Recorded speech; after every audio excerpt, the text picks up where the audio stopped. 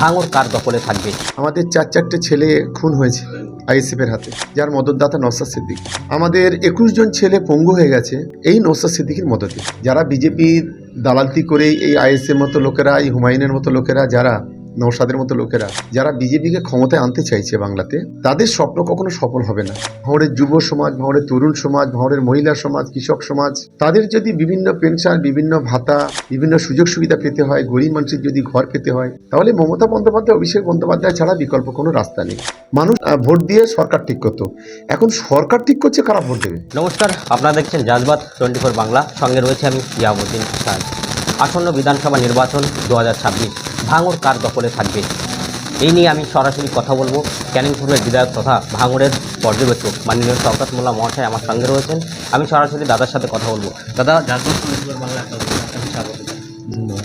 দাদা, আসন্ন বিধানসভা নির্বাচন, এই নির্বাচনকে কেন্দ্র করে তো 21-এ যে বিধানসভা নির্বাচন হয়েছিল, সেই নির্বাচনে তো বিভিন্ন অশান্তির ছবি দেখা গিয়েছে।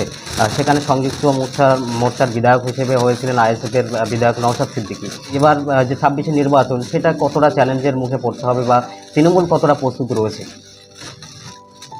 দেখুন, 21-এর যে নির্বাচন ছিল সেটাও আমাদের দলের কাছে একটা চ্যালেঞ্জ ছিল। কারণ সেই নির্বাচনে একদিকে সাম্প্রদায়িক শক্তি বিজেপি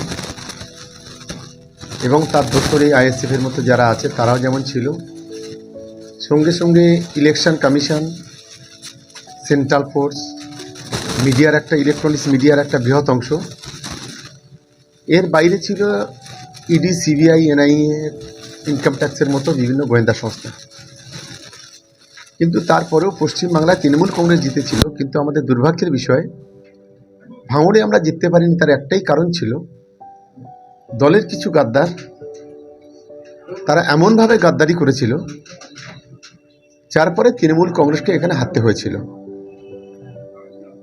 বর্তমানে তৃণমূল কংগ্রেস যথেষ্ট ইউনাইটেড এবং তৃণমূল কংগ্রেসের কর্মীরা ভাঙড় বিধানসভায় 21-এর পর থেকে 23 পর্যন্ত তারা নানান ধরনের অত্যাচার সহ্য করেছে।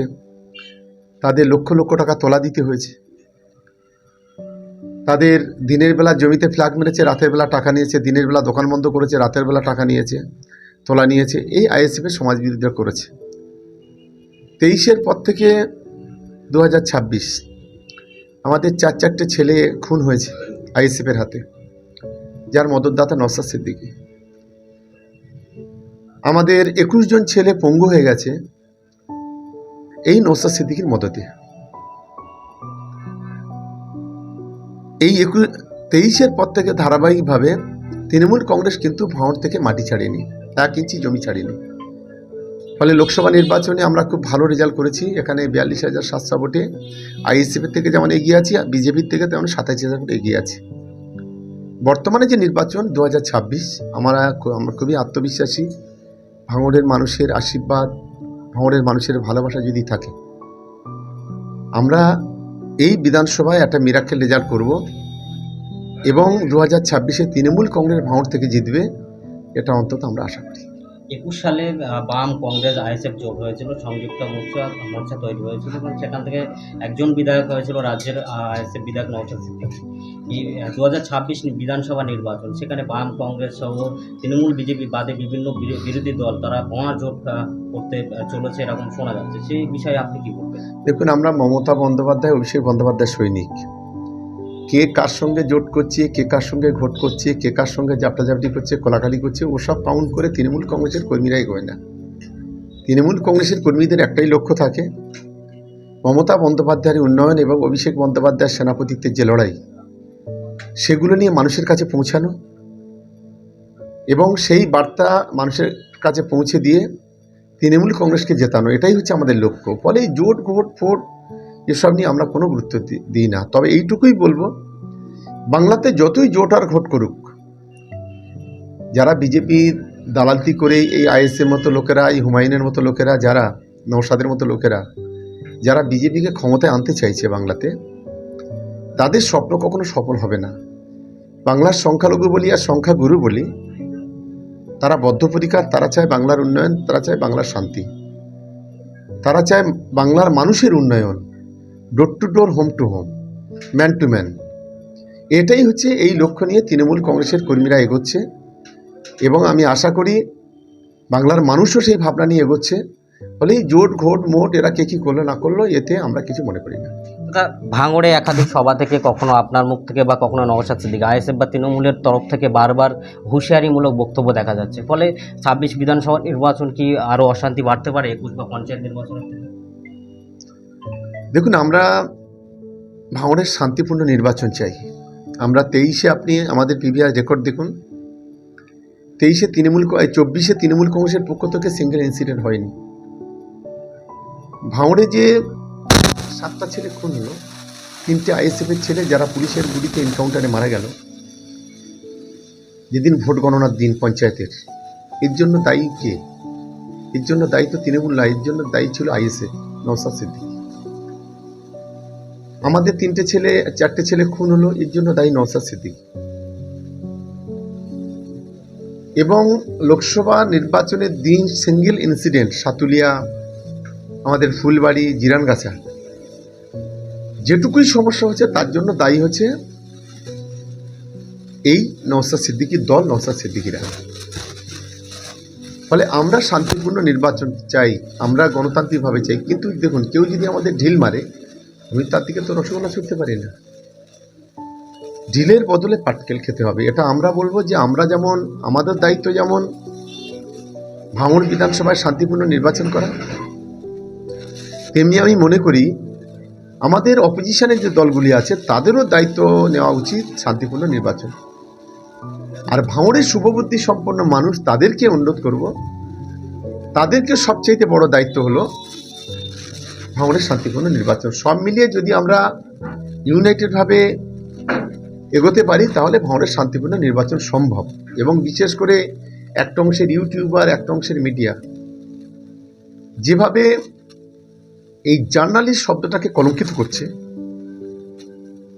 যেভাবে পৃথিবীর চতুর্থ স্তম্ভ এই মিডিয়া, সংবাদ মাধ্যম, সেটাকে যেভাবে কলঙ্কিত করছে, পেড নিউজ ব্যবহার করছে, আমরা তাদেরকেও বলবো যে পেড নিউজ ব্যবহার করবেন না, সঠিক তথ্যটা তুলে ধরুন। আমরা ভাঙড়ের মানুষের কাছে আপনাদের মাধ্যমে এইটুকুই আমরা অনুরোধ করব, ভাঙড়ে আগামী দিনের উন্নয়ন, আগামী দিনের শান্তি, ভাঙড়ের যুব সমাজ, ভাঙড়ের তরুণ সমাজ, ভাঙড়ের মহিলা সমাজ, কৃষক সমাজ, তাদের যদি বিভিন্ন পেনশন, বিভিন্ন ভাতা, বিভিন্ন সুযোগ সুবিধা পেতে হয়, গরিব মানুষের যদি ঘর পেতে হয়, তাহলে মমতা বন্দ্যোপাধ্যায়, অভিষেক বন্দ্যোপাধ্যায় ছাড়া বিকল্প কোনো রাস্তা নেই। পাশাপাশি যদি ভাঙড় জুড়ে যদি রাস্তাঘাট, পানীয় জল, বিদ্যুৎ, ব্রিজ, কালভার্ট এগুলো যদি করতে হয়, তাহলে মমতা বন্দ্যোপাধ্যায়, অভিষেক বন্দ্যোপাধ্যায় ছাড়া বিকল্প কোনো রাস্তা নেই। তাই আমি সকলে আপনাদের মাধ্যমে বলবো যে বাস্তব বিবেচনা করে এবং বিশেষ করে বিজেপিকে যদি রুখতে হয়, এই দাঙ্গাবাজ বিজেপি, তাহলে কিন্তু তৃণমূল কংগ্রেসেই একমাত্র পারে, মমতা বন্দ্যোপাধ্যায় একমাত্র পারে। যারা আইএসএফকে ভোট দেবেন, আইএসএফকে ভোট দেওয়া মানে বিজেপিকে ভোট দেওয়া। আমি তাই আপনাদের মাধ্যমে বলবো যে আগামী দিনে বাস্তব বিবেচনা করে একদিকে শান্তিপূর্ণ নির্বাচন, অন্যদিকে ভাঙড়ের উন্নয়ন, দুটো বিষয়টাকে সামনে রেখে সবাইকে সহযোগিতা করার জন্য অনুরোধ। এসআইআরে মুসলিম ভোটে কতটা প্রভাব পড়তে পারে বলে মনে করছেন? দেখুন, সবচেয়ে বেশি ক্ষতিগ্রস্ত হবে মুসলিমরা। কারণ কেন্দ্রের বিজেপি সরকার, তার যে ইলেকশন কমিশনার, একেবারে পরিকল্পিতভাবে তারা ইলেকশন কমিশনকে ব্যবহার করছে মুসলিমদের এগনেস্টে। ওরা মুসলিমদের জেহাদি বলে দেখেছে, সমাজবিরোধী বলে দেখেছে, খুনি বলে দেখেছে, বহিরাগত বলে দেখেছে, ভারতবর্ষের দ্বিতীয় শ্রেণীর নাগরিক বলে ওরা গণ্য করার চেষ্টা করেছে। কিন্তু বাংলার হিন্দু, বাংলার মুসলিমরা, তারা ওদের এই ফাঁদে পা দেয়নি। একদিকে সাম্প্রদায়িক সম্প্রীতি রক্ষা করার জন্য ভারতবর্ষের দ্বিতীয় শ্রেণীর নাগরিক বলে ওরা গণ্য করার চেষ্টা করেছে, কিন্তু বাংলার হিন্দু, বাংলার মুসলিমরা, তারা ওদের এই ফাঁদে পা দেয়নি। একদিকে সাম্প্রদায়িক সম্প্রীতি রক্ষা করার জন্য, আরেকদিকে নিজেদের ভ্রাতৃত্ব, বন্ধুত্বটাকে অক্ষুণ্ণ রাখার জন্য প্রতিটি নির্বাচনে, আপনি 21-এর নির্বাচন দেখুন, 19-এর নির্বাচন দেখুন, 23-এর নির্বাচন দেখুন, 24-এর নির্বাচন দেখুন, প্রত্যেকটি জায়গায় তৃণমূল কংগ্রেস সকলের সমর্থন নিয়ে, সব ধর্মের, সব বর্ণের মানুষের সমর্থন নিয়ে ক্ষমতায় এসছে। ওরা এখন পাগল হয়ে গেছে। একদিকে এসআইআর এর মাধ্যমে হিন্দু মুসলমানের বিভাজন করা, কারণ দেখবেন যেখানে একটা বুথে যদি 500 নাম আসে, 50টা নাম আসছে হিন্দু ভাই বোনেদের, 450 নাম আসছে মুসলিমদের। তার একটাই কারণ, একটা ধর্মীয় বিভাজন ঘটানো। এবং এবারে যে আমাদের ভাঙড়ে, আমি শুধু একটা এক্সাম্পল দিয়ে বলি, ভাঙড়ে 1 লক্ষ যে মানুষের বাড়িতে নোটিশ গেছে, যে হ্যারিংয়ে যারা দাঁড়াতে হয়েছে, তাতে গর্ভবতী মা হতে পারে, তাতে বৃদ্ধ মানুষ হতে পারে, পঙ্গু মানুষ হতে পারে, তাতে আমাদের সমাজের বিভিন্ন অংশের মানুষ হতে পারে। এখানে কতটা মানুষ তার ভোটাধিকার ফিরে পাবে আর কত মানুষ ভোটাধিকার ফিরে পাবে না, আমরা নিজেরাই কিছু অ্যানালিসিস করতে পারছি না। কারণ এটা একটা পরিকল্পিত গেম প্ল্যান। বিজেপি যেটা করতে চাইছে, সংখ্যালঘুদের ভোট কেটে দেওয়া, যেটা অলরেডি শুভেন্দু অধিকারীরা প্রকাশ্যে বলেছে যে জেহাদিদের এখান থেকে তাড়াতে হবে, জেহাদিদের ভোটগুলোকে হয়তো সরাসরি বলেনি, পিছন থেকে কেটে নিতে হবে। আমরা একটা বিষয়ে অবাক হয়ে যাচ্ছি, আগে সরকার ঠিক করতো, মানুষ ঠিক করতো, সরকার ভোট দিয়ে সরকার ঠিক করতো। এখন সরকার ঠিক করছে কারা ভোট দেবে। এ এক অভিনব, মানে আমরা আমাদের রাজনৈতিক জীবনে, কেন আমাদের পূর্বপুরুষ যারা আছে তারাও একই কথা বলবে, এই ধরনের চক্রান্ত, এই ধরনের ষড়যন্ত্র এই বাংলার মানুষ কিন্তু বিগত স্বাধীনতার পর দেখেনি, যেটা আজকে বিজেপি করতে চাইছে। এরা হিটলারের চাইতেও খারাপ, এরা ব্রিটিশদের চাইতেও খারাপ। এরা ব্রিটিশদের একসময় দালালতি করেছে, আর বর্তমানে ব্রিটিশদের দালালতি এবং তাবেদারি সবকিছু এরা করছে। ব্রিটিশদের সেই ব্রিটিশ চলে গেছে, কিন্তু এই যে বিজেপির যে ব্রিটিশরা, এরা কিন্তু এখনো বাংলা, তাদের ব্রিটিশদের রক্তগুলো রয়ে গেছে, সেই রক্ত এখন কাজ করছে। তারা চাইছে মানুষের ভারতবর্ষের নাগরিকত্ব কেড়ে নাও, তাদেরকে অন্য দেশে পাঠাও। এটাই হচ্ছে মূল লক্ষ্য। শেষ প্রশ্ন, ভাঙড় কার দখলে থাকবে? এটা ভাঙড়ের মানুষই ঠিক করবে কার দখলে থাকবে। তবে আমরা আত্মবিশ্বাসী, ভাঙড়ের শুভবুদ্ধি সম্পন্ন মানুষ, শিক্ষিত মানুষ, বুদ্ধিজীবী মানুষ, সমাজ সচেতন মানুষ, ধর্মীয় সচেতন মানুষ, তারা বাস্তব বিবেচনা করে নিশ্চিতভাবে তারা তৃণমূল কংগ্রেসকে ভোট দেবে। কারণ আমি কথাটা এই কারণে বললাম, যে সরকার জন্ম থেকে মৃত্যু পর্যন্ত মানুষের সঙ্গে থাকে, যে সরকার মহিলাদের জন্য লক্ষ্মীর ভাণ্ডারে 1,500 করে টাকা দেয়, 1,700 করে টাকা দেয় 2,42,00,000 মানুষের, যে সরকার বাংলার যারা কৃষক, 3 বিঘা জমি থাকলে 10,000, 3 বিঘা কম থাকলে 4,000, আবার একটা প্রকল্প চালু করেছে যারা ভূমিহীন তাদেরও 4,000 টাকা করে যে সরকার ব্যবস্থা করে, যে সরকার বাংলার যুব সমাজের জন্য যুব সাথী 21 থেকে 40 তাদের জন্য প্রতি মাসে 1,500 টাকা করে ভাতার ব্যবস্থা করে, যে সরকার যারা পার্শ্ব শিক্ষক, যারা আইসিডিএস,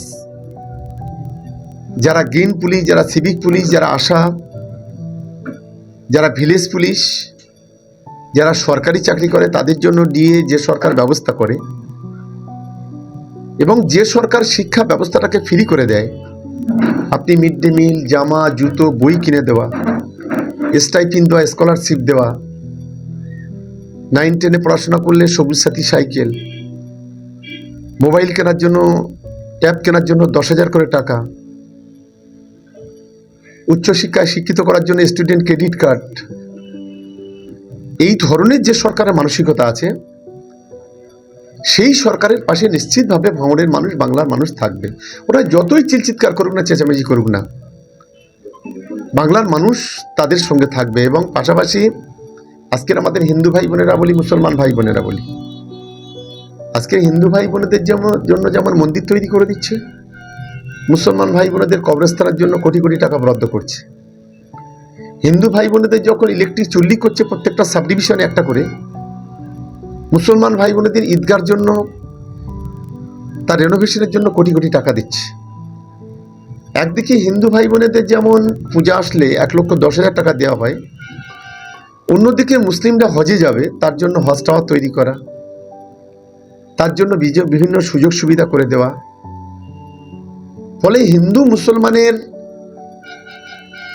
যতগুলো বিষয় আছে মমতা বন্দ্যোপাধ্যায় যে দৃষ্টিভঙ্গি রেখে যেভাবে পাশে দাঁড়াচ্ছে সব ধর্মের মানুষের পাশে এবং সব ধর্মের মানুষের উন্নয়নের পাশে, তাতে করে আমার আত্মবিশ্বাস যে বাংলায় আবার চতুর্থবারের জন্য মমতা বন্দ্যোপাধ্যায় জিতবে এবং ভাঙড় বিধানসভা আমরা তৃণমূল কংগ্রেস জিতব। এটা আমার খুবই আত্মবিশ্বাস। ভাঙড়ের মানুষের প্রতি আমরা আত্মবিশ্বাসী, কারণ গত 5 বছর এই নওশাদ সিদ্দিকীর মতো লোকেরা ভাঙড়টাকে উন্নয়নের বন্ধা করে রেখেছে।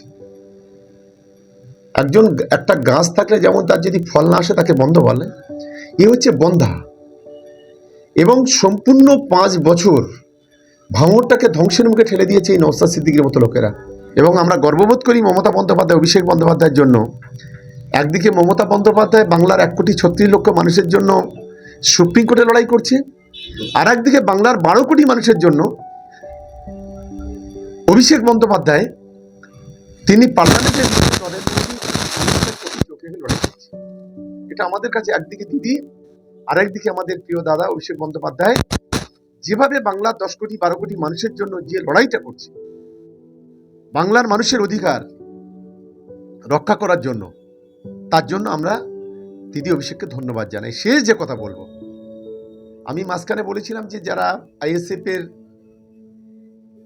যারা করে তাদের ঘর পাওয়ার অধিকার নেই। যারা আমাদের 4টে ছেলেকে খুন করলো তারা কেন ঘর পাবে? যারা সমাজ বিরোধী কার্যকলাপ করছে প্রতিদিন তারা কেন ঘর পাবে? যারা বলে মমতা বন্দ্যোপাধ্যায়, অভিষেক বন্দ্যোপাধ্যায় ওটা বাবার টাকা, তা আজকে এত জ্বালা করছে কেন? কই নরেন্দ্র মোদী যখন আমাদের 11 লক্ষ মানুষের ঘরের টাকা যখন বন্ধ করে, তখন তো নওশাদের কোনো কথা বলতে শুনিনি, বিধানসভায় তো সওয়াল করতে দেখিনি। নরেন্দ্র মোদী যখন আমাদের রাস্তাঘাটের টাকা বন্ধ করে, পানীয় জলের টাকা বন্ধ করে, বিদ্যুতের টাকা বন্ধ করে, 100 দিনের কাজের টাকা বন্ধ করে, কই তখন তো এই আইএসএফ এর যারা চিৎকার করছে, চেঁচামেচি করছে, তাদের বিরুদ্ধে তো কথা বলতে পারে। আসলে সবে তো শুরু, তো বাকি আর সবে তো শুরু হয়েছে। আগামী দিনে টিটফটটা হয় ভাঙড়ে আইএসএফ থাকবে, নাই তৃণমূল কংগ্রেস থাকবে। তার জন্য গণতান্ত্রিকভাবে যে লড়াই করতে হবে সেটা তৃণমূল কংগ্রেসের ভাঙড়ের মাটিতে তৃণমূল কংগ্রেসের কর্মীরা ছাড়বে না। এটা আপনাদের মাধ্যমে আমরা আরো একবার বিশেষ করে বিরোধী যারা আছে তাদেরকে আমরা জানিয়ে দিলাম। ক্যানিং পূর্বের বিধায়ক শওকত মোল্লা তিনি জানিয়েছেন আসন্ন বিধানসভা 2026 সেই বিধানসভায় ভাঙড় থেকে তৃণমূল কংগ্রেস বিপুল ভোটে জয়ী হবে এবং ভাঙড় তৃণমূল কংগ্রেসের দখলে থাকবে এবং চোখে চোখ রেখে আইএসএফের সঙ্গে লড়াই করবেন এবং 1 সুতো জমি ভাঙড়ে ছাড়বেন না বিধায়ক শওকত মোল্লা তিনি সরাসরিভাবে জানিয়েছেন।